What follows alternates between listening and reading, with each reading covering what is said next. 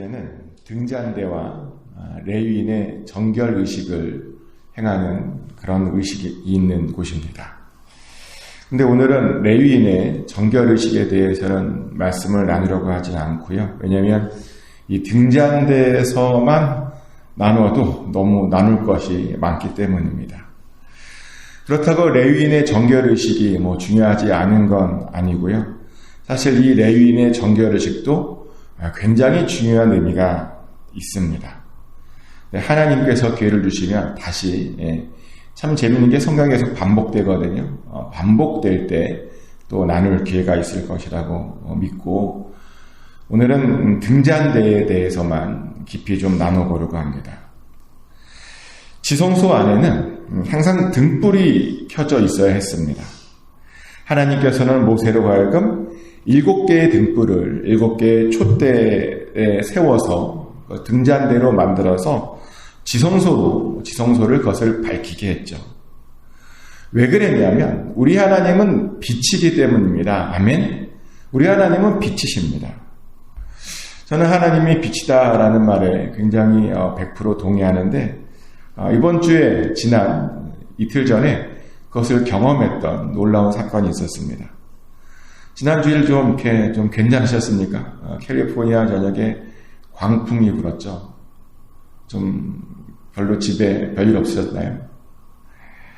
다행입니다. 저희 집은 아침 8시 반부터 정전을 그래서 9시 저녁 9시 넘어서까지 계속 정전이었고요. 그리고 옆에 보니까 담장이 넘어갔더라고요. 옆집하고 담장이 몰랐어요. 담장이 넘어간 줄. 근데 옆집에서 전화가 온 거예요. 담장이 넘어갔는데 어떻게 하면 좋겠냐. 또 공사를 해야 돼. 그래서 별일 없으셨죠? 감사합니다. 정말 감사한 일이죠. 근데 정전이 되고 나니까요. 낮에는 별 문제가 없었어요. 낮에는 바깥에서 빛이 들어오니까.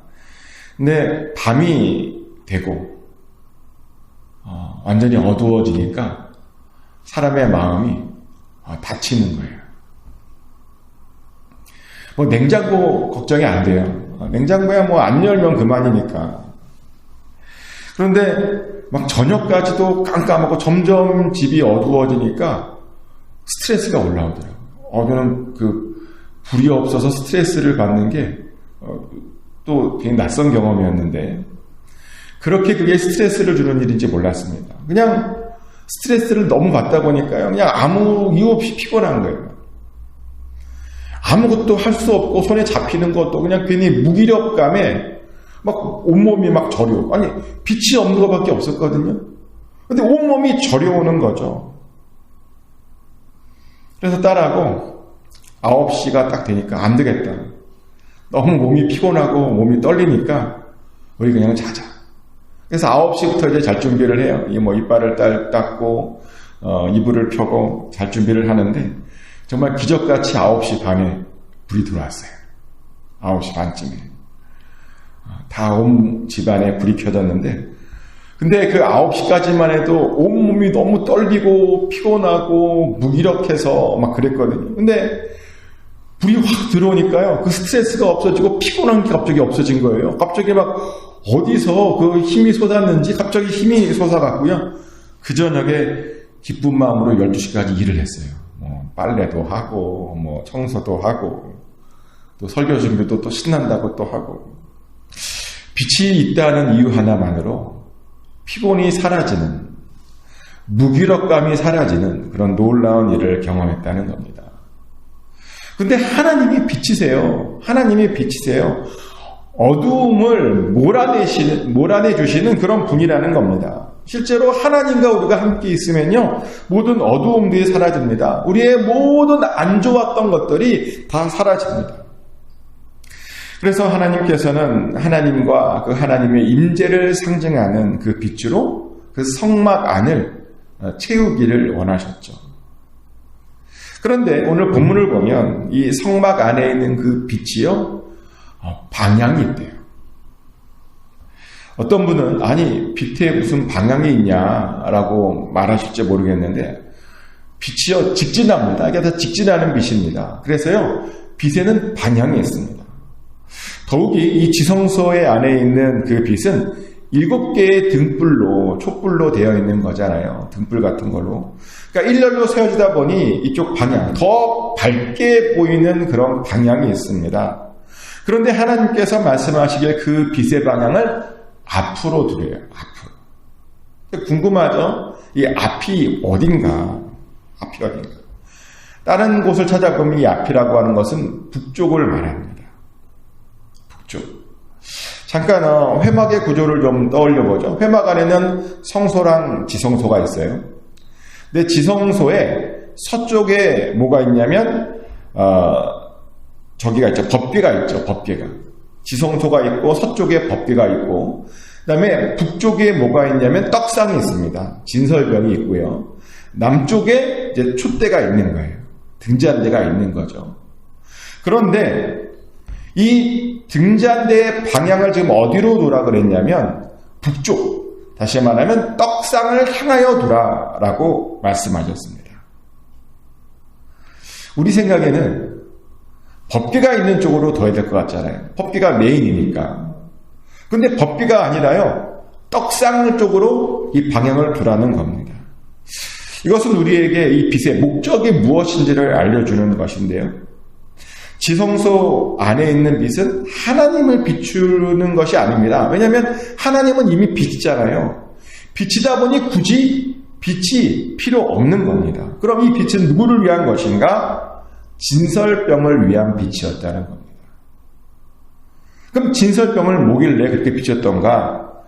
놀랍게도 이 진설병은요, 12지파를 상징하는 겁니다. 실제로 이런 말씀이 있었어요. 레위기 24장 5절부터 8절까지 말씀인데요. 이런 말씀이 있습니다. 너는 고운 가루를 가져다가 떡 12개를 굽되 각 덩이를 10분의 1 예바로 하여 여호와의 앞 순결한 산 위에 2줄로 한 줄에 6씩 진설하고 너는 또 정결한 유향을 그 각 줄 위에 두어 기념물로 여겨 화제를 삼을 것이며 안식일마다 이 떡을 여호와 앞에 항상 진설할지니 이는 이스라엘 자손을 위한 것이요 영원한 언약이니라. 아멘. 자, 진설병이 몇 개가 나오죠? 12개가 나옵니다. 그러니까 떡상에 12개의 떡을 올려놓습니다. 6줄씩 2줄로 올려놓고요. 근데 그것이 이스라엘을 위한 것이다. 다시 말하면 그 떡은 이스라엘을 상징한다라고 말하고 있다는 겁니다. 그런데 하나님께서 그 이스라엘을 상징하는 그 떡에 빛이 비춰주기를 원했다는 거죠. 사실 이 장면은 우리로 하여금 아론의 축복이 생각나게 하는 장면인데요. 하나님께서 아론에게 이스라엘을 이렇게 축복을 하고 명령하셨어요. 민수기 6장 25절 말씀인데요. 여호와는 그의 얼굴을 내게 비추사 은혜 베푸시기를 원하며 라고 축복하래요. 그러니까 얼굴을 빛을 비추어서 은혜 베푸기를 원한다 라고 축복하랍니다. 하나님의 얼굴이 이스라엘 안에 늘 그 빛으로 비춰주기를 원했다는 겁니다. 그래서 그들이 그렇게 은혜 받기를 원했다는 겁니다. 그리고 그 장면을 상징하는 것이 뭐냐면 등잔대가 떡상을 비추는 것이죠. 이스라엘에게 항상 은혜를 베푸시고 싶어서 지성소 안에 그 등잔대를 그렇게 배치한 것입니다. 그래서인지 이스라엘 사람들 안에는요 항상 하나님의 은혜가 있는 것 같아요. 사실 이스라엘 사람들이 이렇게 잘난 것이 별로 없어요. 이스라엘 사람들이 사람들이 말하기를 대단하다, 탁월하다 그러는데 아니요. 별로 그렇지도 않은 것 같아요. 이스라엘 사람들에게 잠깐 뭘 배우라 그러는데 사실 엄밀히 보면 그렇게 배울 것도 없어요. 근데 왜 그렇게 그들이 크게 쓰임 받는가? 하나님께서 은혜를 베풀어 주셔서 그런 것입니다. 그래서 그들이 행한 것보다 하나님께서 더 주셔서 그렇게 그들이 쓰임 받게 된 것이죠. 정말 보면 하나님께서 지금도 그들에게 은혜 베풀어 주고 있는 장면을 보게 됩니다. 근데 그것 아십니까? 우리도 예수 그리스도로 인해서 새로운 이스라엘 백성이 되었습니다. 아멘. 우리도 새로운 이스라엘 백성입니다. 그 말은 뭐냐면요. 하나님의 빛이 우리들에게도 항상 비춰지고 있다는 것입니다. 우리에게 은혜를 베풀어 주시고 우리를 돌보아 주시고 계신다는 것이죠. 그래서 우리는요, 사실은 빛을 볼 때마다 항상 그 사실을 떠올려야 됩니다. 하나님의 빛이 지금 내 인생 가운데 비춰지고 있구나. 하나님께서 나에게 은혜 베풀기를 원하시는구나 라고 늘 떠올려야 된다는 겁니다. 축복하는 것은 항상 그것을 떠올리시기를 축복합니다. 하나님의 빛이, 하나님의 은혜가 나에게 비춰주기를 원하는구나 라고 하는 그 사실을 항상 우리가 기억해야 된다는 겁니다. 그리고 또 두 번째로 이 등불 안에는 또 다른 상징이 있는데요. 뭐냐면 이 등불을 받치고 있는 그 빛과 등잔대가 몇 개라고 되어 있냐면 7개라고 되어 있습니다. 7개. 숫자는 되게 중요해요. 성경에 나오는 숫자는 그냥 의미 없는 것이 없습니다. 7은 뭘 상징하냐면요, 완전함을 상징합니다. 다시 말하면 이 등불은 하나님의 완전한 통치를 상징하고 있다는 겁니다. 맞습니다. 하나님은 우리를 완전하게 다스리시고 계십니다. 우리 하나님은 절대로 실수가 없으십니다. 우리는 혹시 이거 뭐 잘못된 거 아니야 라고 당황해하지만 아니요. 나중에 돌아보면 그것이 절대로 실수가 아니었음을 우리는 고백하게 된다는 겁니다. 우리에게 보면 항상 가장 좋은 것으로 허락해 주셨음을 알게 된다는 것이죠. 그것을 상징하는 것이 바로 7개의 등불과 등잔대입니다. 그리고 또 이 등잔대의 모양에도 굉장히 의미가 있죠. 4절에 보면요, 이 등잔대가 모세가 시내산에서 보고 온 모양대로 만들어졌다라고 말합니다. 한번 제가 4절을 읽어드리겠어요. 이 등잔대의 제작법은 이러하니 곧 금을 쳐서 만든 것인데 밑판에서 그 꽃까지 쳐서 만든 것이다. 꽃이 있다는 겁니다. 모세가 보고 온 대로 꽃을 그 밑에 두었다는 겁니다. 근데 이 꽃이 뭔가? 이 꽃은요, 학자들이 말하기에 아담과 하와가 살았던 에덴 동산에 있었던 그 생명나무의 그 꽃이랍니다. 이게 무슨 말이냐면요, 지금 그 지성소, 성소는요, 생명나무가 있는 곳이잖아요. 에덴 동산이라는 겁니다. 성소랑 지성소가 에덴 동산이라는 겁니다. 하나님께서 그들로 하여금 에덴 동산을 기억하게 하려고 그것을 에덴 동산으로 만들고 그것을 들고 다니게 했던 것이죠. 왜요? 우리의 근원이 에덴 동산임을 절대로 잊지 않게 하기 위해서 말이죠.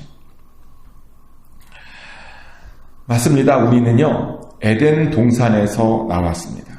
거기가 우리의 시작점입니다.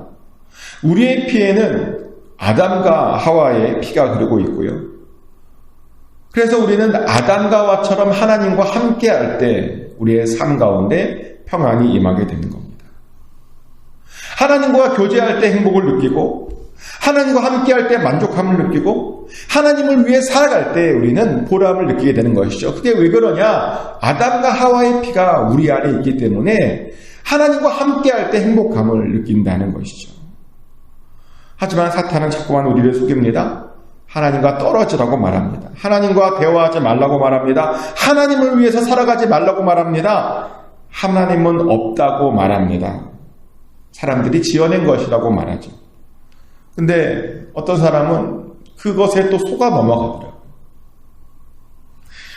우리를 만들어주시고 우리에게 생명을 부여주신 그 하나님을 부인하며 삽니다. 그러면서 과학을 들먹어요. 그런데 진짜 과학자들은 그 반대로 얘기하죠. 과학을 하면 할수록 하나님을 경험하게 된다라고 말을 합니다. 제가 그랬어요. 제가 물리학을 한참 연구하는데 제가 말했죠. 상대성 원리를 연구했다고. 제가 상대성 원리를 연구했거든요. 근데 거기에 보면 항상 뭐가 튀어나와요. 해석을 못해요. 뭐가 튀어나오는데 항상 뭐가 있어요. 근데 저는 알죠. 그게 하나님이잖아요. 파면 팔수록, 연구하면 연구할수록 우리가 해석하지 못하는 어떤 것이 자꾸만 나타나는데 사람들은 해석을 안 하려고 합니다. 근데 우리는 알죠. 이분이 하나님이구나. 과학을 연구하면 할수록 믿음이 더 깊어지게 되어 있다는 겁니다. 근데 저뿐만이 아니에요. 진화론을 연구한 사람도 그랬대요. 어떤 진화론자들이 재미있는 실험을 했어요. 지구의 초기 상태를 만들었답니다. 높은 열과 번개와 수소와 물만 있는 어떤 상태를 만들어 놓고 막 열심히 뭔가를 했대요. 그래서 거기를 해갖고 단백질이 만들어지나 단백질이 만들어지면 그게 생명의 시작이라면서요. 진화론에서 열심히 해봤대요. 근데 아무리 해도 안 만들어진대요. 몇 번을 해도 몇천 번, 몇억 번 이렇게 했는데도. 그래서 그걸 컴퓨터로 돌려봤대요. 우리가 그냥 못하니까. 컴퓨터로 하면, 컴퓨터는 순식간에 몇억 번 이렇게 할 수 있잖아요. 컴퓨터로도 돌려봤는데 안 만들어진대요. 단백질도 하나도 안 만들어진대요. 결론은 뭐냐면, 그런 식으로 해서는 생명이 만들어지지 않는다는 겁니다. 생명이 자연적으로 생기지 않는다는 겁니다. 하나님께서 만들어두셔야 생긴다는 것이죠. 그 말은 우리의 기원은 뭐냐면 하나님과 교제했던 에덴 동산이라는 겁니다. 우리의 DNA 안에 아담과 하와의 DNA가 들어있다는 것이죠. 그러다 보니 우리가 하나님과 교제하지 않으면 우리는 허무함을 느낍니다. 하나님과 교제하지 않으면 인생이 참 외롭다고 느껴집니다. 근데 하나님과 교제하면 인생이 의미가 있어지고요. 그냥 이상하게 항상 즐겁고 이상하게 항상 기쁘고 이상하게 항상 감사가 올라나오는 겁니다. 왜요? 우리가 그렇게 지어졌거든요. 하나님께서 우리를 그렇게 만들어 주셨다는 겁니다. 그래서 우리는요, 에덴 동산에서 아담과 하와가 교제했던 것처럼 비록 이 땅에 살지만 우리도 하나님을 찾고 하나님과 교제하며 살아야 된다는 겁니다. 그래야 행복합니다. 우리가 그렇게 만들어졌습니다. 하나님과 교제하는 게 뭐냐고요? 하나님과 교제하는 건 사실 되게 간단합니다. 어떻게 보면 별거 아니라고 할지도 모르겠어요. 하나님과 교제하는 게 별게 아니라요. 하나님의 말씀을 사모하고 하나님의 말씀을 듣는 것, 그것이 바로 하나님과 교제하는 겁니다. 되게 쉽죠? 하나님과 교제하는 게 뭐냐? 하나님과 예배하는 것, 하나님께 예배하는 것이 바로 하나님께 교제하는 것입니다. 또 하나님과 교제하는 것이 뭐냐면 하나님의 백성들과 만나서 교제하는 것, 그것도 우리가 하나님과 교제하는 것입니다. 우리가 그것에 힘쓰면 우리 마음속에 있는 그 어둠들이 사라지게 됩니다. 그래서 참된 평안을 얻게 됩니다. 어둠에 있으면요, 스트레스 받아요. 빛이 비춰져야 그 스트레스가 없어집니다. 하나님과의 교제에 꼭 힘쓰십시오. 그래서 주님의 평안을, 주님이 주시는 행복을 누렸으면 좋겠습니다. 정말 축복하는 것은 정말 열심히 하나님과 교제하심으로 주님께서 주시는 참 평안이 여러분 삶 가운데 언제나 함께 하시기를 예수 그리스도 이름으로 축복합니다. 하나님 크신